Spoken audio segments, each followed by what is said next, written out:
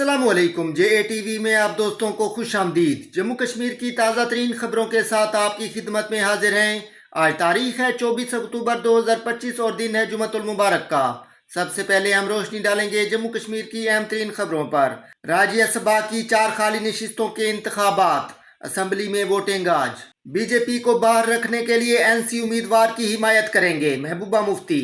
PDP की सदर और साबिक वजीर आला महबूबा मुफ्ती ने जुमेरात को एक प्रेस कॉन्फ्रेंस में कहा है कि असम्बली का इजलास तामीरी माहौल में शुरू हुआ है, लेकिन अब भी कई मसाइल पर फौरी तवज्जो की जरूरत है। महबूबा ने असम्बली में वोटिंग के बारे में कहा है कि पार्टी BJP को ग्राउंड हासिल करने से रोकने के लिए NC उम्मीदवार की हिमायत करेगी। कौमी शाहराह पर दो तरफा ट्रैफिक की नकलो हमल जारी। जुमेरात के रोज जम्मू श्रीनगर कौमी शाहराह पर ट्रैफिक की आमदोरफ्त बगैर किसी खलल के जारी रही। सभी कर्मचारी पेंशन भोगियों के लिए इस वक्त की बहुत ही बड़ी अपडेट आ चुकी है। पूरी जानकारी दोस्तों इस वीडियो के माध्यम से आपको बताऊंगा दोस्तों कि केंद्र सरकार के कर्मचारी पेंशनों को अक्टूबर महीने की सैलरी पेंशन के साथ 3 महीने का DAR ज्यादा क्रेडिट होने की जानकारी भी सामने आई है। ऐसे में खास बात क्या है, पूरी जानकारी, इसके पीछे का रीजन क्या है, ऐसे में दोस्तों किन किन पेंशन भोगियों को स्पर्श की तरफ से 3 महीने का DAR नहीं मिला, साथ ही साथ बोनस का क्या है मामला, पूरी जानकारी आपको इस वीडियो के माध्यम से बताने वाला हूं। चलिए दोस्तों पहली बड़ी खबर की तरफ चलते हैं। 8वें CPC का नया भारत सरकार की तरफ से लेटर जारी। जी हां दोस्तों, केंद्र सरकार के कर्मचारी पेंशन भोगियों के लिए अब 2025 अक्टूबर महीने का नया प्रस्ताव सामने आया है, जिसमें बताया गया है कि 8वीं CPC की रिपोर्ट तैयार होकर वित्त मंत्रालय को भेजी जा चुकी है, जिसमें फिटमेंट फैक्टर आपका 2.86 से बढ़ाकर 3.67 की तैयारी की सिफारिश की गई है। इसका सीधा मतलब क्या है, मतलब है कि आपकी बेसिक पेंशन और बेसिक पे अब करीबन 30 से लेकर 35% तक बढ़ जाएगी। उदाहरण के तौर पे मान लीजिए अगर किसी की बेसिक पेंशन 20,000 है तो फिटमेंट फैक्टर 3.67 से मल्टीप्लाई करने पर दोस्तों 73,400 रुपए हो जाएगी। यानी सीधा सीधा आपका 53,400 रुपए तक की एक मुक्त बढ़ोतरी कर्मचारी और पेंशनों को दोस्तों यहाँ पे देखने को मिलेगी, वो भी 8वें वेतन आयोग के अकॉर्डिंग। अब भारत सरकार ने एक प्रस्ताव भेजा जिसमें बताया गया कि सभी पेंशन भोगियों को अब दिवाली के बाद मोदी सरकार की तरफ से 1 जनवरी 2026 से 8वें वेतन आयोग को पूरी तरह से गठन तैयार कर दिया जाएगा, जो फाइनल रिपोर्ट केंद्र सरकार की तरफ से भेज दी गई है। अब बात कर लेते हैं फिटमेंट फैक्टर का पूरा हिसाब 6/7 पे कमीशन को लेकर। 6/7 पे कमीशन 2006 में आया था, तब फिटमेंट फैक्टर कर्मचारियों का था 1.86। 7 पे कमीशन 2016 में आया था, तब फिटमेंट फैक्टर था 2.57। अब 8वें CPC में 2026 में प्रस्तावना है, वही फिटमेंट फैक्टर आपका 3.67 होगा। इस हिसाब से व्यक्तिगत 6ठे CPC में 10,000 बेसिक पे था और 7वें CPC में 25,700 और 8वें CPC में 36,700 के आसपास पहुंच जाएगी। यानी हर बार 40% पेंशन में बढ़ोतरी को लेकर असर दिखा है। सरकार चाहती है कि इस बार 8वें CPC में बेसिक सैलरी और पेंशन महंगाई भत्ते के दर के साथ यहाँ पे दोनों अपडेट बढ़ती रहे।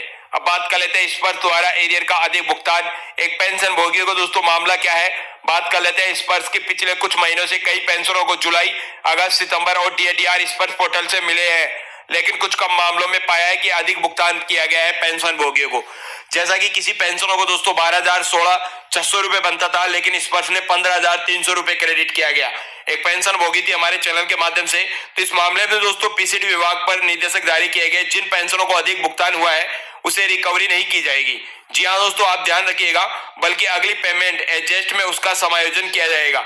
जो आपकी अगली पेमेंट आएगी नवंबर में, उसमें दोस्तों वहां पे आपकी कटौती की जाएगी और जो इस बार ज्यादा पेमेंट क्रेडिट हुआ है वो आपकी अगले पेमेंट के साथ भुगतान कर दिया जाएगा। ये एक सकारात्मक और राहतभरक कदम है, क्योंकि पहले ही गलत भुगतान रिकवरी नोटिस भेज दिया जाता है।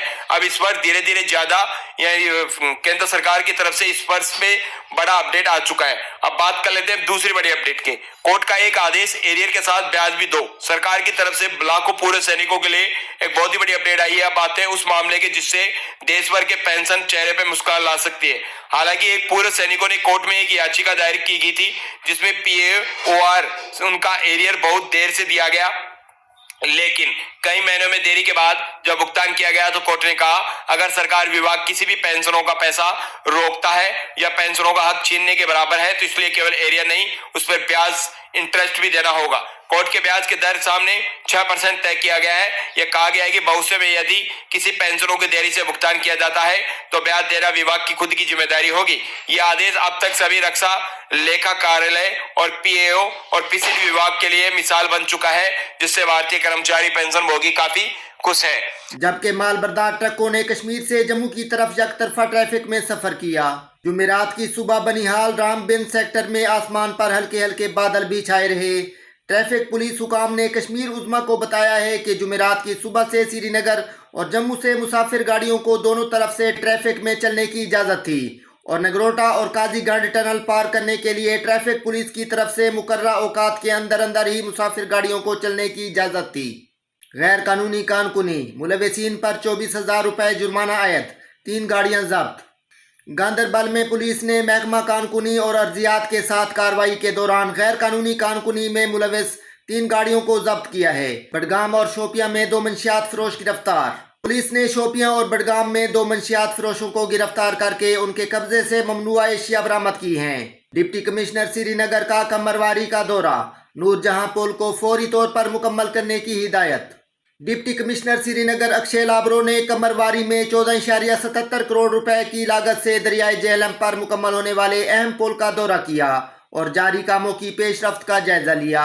दौरे के दौरान डीसी ने नूरबाग को कमरवारी से मिलाने वाले दरियाए जेहलम पर तामीर होने वाले पुल पर काम की रफ्तार और मयार का जायजा लिया। उन्होंने मुताल्लिका एग्जीक्यूटिव एजेंसियों को हिदायत की है कि वो इस अहम मंसूबे की जल्द तकमील को यकीनी बनाने के लिए बाकी मानदा कामों की तकमील में तेजी लाएं। सोपुर, शोपियां और ऊंतीपुरा में तवील अरसे से मफरूर 6 गिरफ्तार।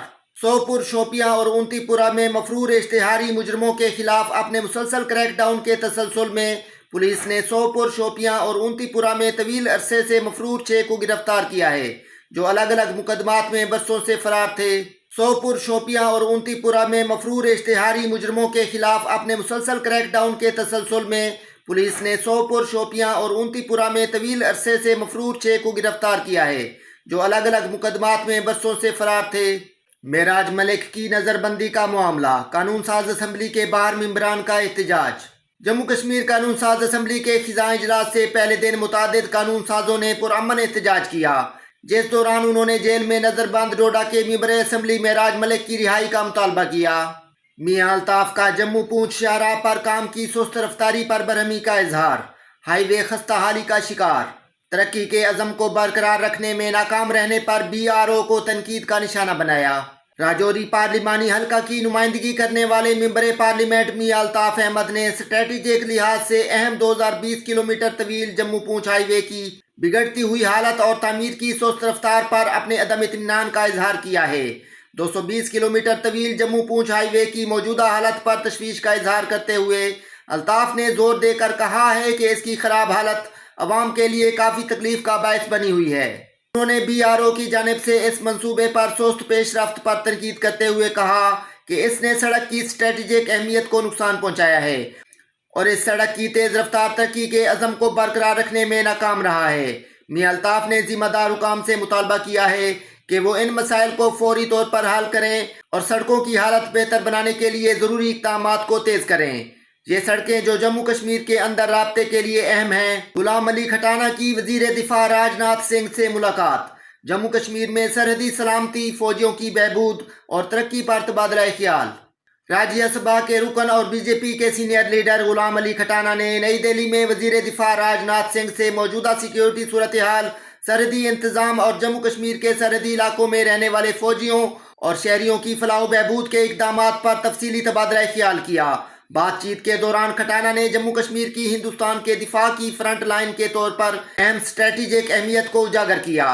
उन्होंने मरकज़ के ज़ेर इंतज़ाम इलाके में अमन, इस्तेहकाम और कौमी सालमियत को बरकरार रखने में फौज और सिक्योरिटी फोर्सेस की अनथक लगन की तारीफ की। दोस्तों, ये थी आज की ताज़ा तरीन खबरें। मजीद ऐसी वीडियोस को देखने के लिए हमारे चैनल को सब्सक्राइब करें। वीडियो को देखने का बहुत शुक्रिया। अल्लाह हाफिज़।